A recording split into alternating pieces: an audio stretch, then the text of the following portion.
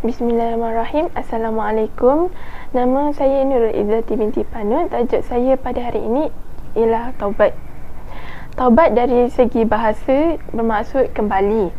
Manakala dari segi istilah syarak pula ialah kembali kepada kesucian setelah melakukan dosa.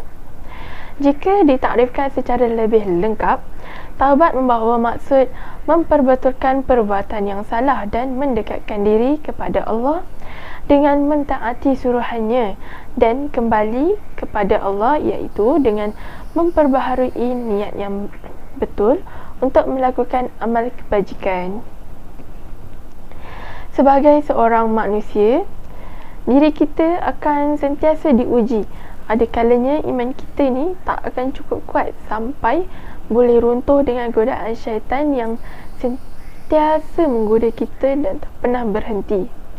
Kita amat beruntung kerana Allah membuka pintu taubatnya setiap masa selagi nyawa kita di kandung badan. Namun, peluang ini bukanlah tiket untuk kita menangguhkan taubat kita, kerana ajal maut adalah rahsia Allah. Rasulullah SAW bersabda, tiap-tiap Bani Adam itu membuat kesalahan, tetapi sebaik-baiknya orang yang banyak membuat kesalahan ialah orang yang banyak bertaubat. Hadis riwayat Tirmizi dan Ibnu Majah.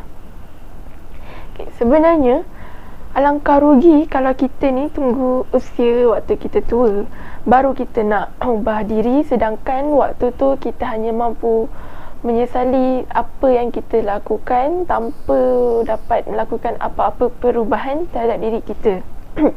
Hal ini demikian kerana dengan kurat kita dapat melakukan banyak kebaikan dan bermuhasabah diri. Oleh itu, apakah yang perlu dilakukan apabila kita menyesal terhadap kesilapan lalu? Kerana mesti ada tindakan kita memastikan kita mampu tinggalkan dosa itu, khususnya tidak mengulanginya kembali. Hukum bertaubat adalah wajib sama ada dosa kepada Allah SWT maupun dosa sesama kita, iaitu dosa sesama manusia. Jika dosa itu berkaitan dengan manusia, hendaklah kita meminta maaf kepada orang yang kita telah buat salah. Sekiranya dosa berkaitan dengan harta benda, hendaklah kita mengembalikan harta tersebut kepada tuannya. Bertaubat kepada Allah hendaklah dilakukan dengan bersungguh-sungguh dan hati yang ikhlas, kerana taubat yang tiada keikhlasan tidak akan mendatangkan apa-apa kesan terhadap individu tersebut. Taubat yang terbaik adalah taubat yang penuh dengan penyesalan, keinsafan dan rasa rendah diri kepada Allah SWT. Dalam Islam digariskan cara-cara memohon keampunan dan rahmat daripada Allah SWT. Antaranya ialah menyesal, menginsafi, berazam dan berazam tidak akan mengulangi dosanya yang telah dilakukan. Yang kedua, beristighfar, memohon keampunan daripada Allah SWT. Yang ketiga, beramal kebajikan. Yang keempat, mensyukuri nikmat Allah. Dan yang terakhir, berdoa memohon kesejahteraan hidup di dunia dan hidup di akhirat.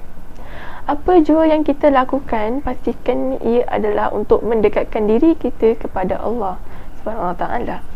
Begitu jua dengan taubat. Taubat ni dia akan membuahkan rasa takut dan harapan, pergantungan dan kesyukuran kita kepada Allah.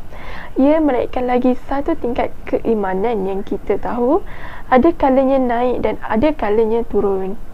Kita perlu menjaga iman agar apabila sampainya masa untuk kita meninggalkan dunia ini, kita pergi dengan keampunan dari Maha Pengampun, iaitu Allah SWT. Sekian daripada saya. Terima kasih kerana sudi mendengar. Assalamualaikum warahmatullahi wabarakatuh.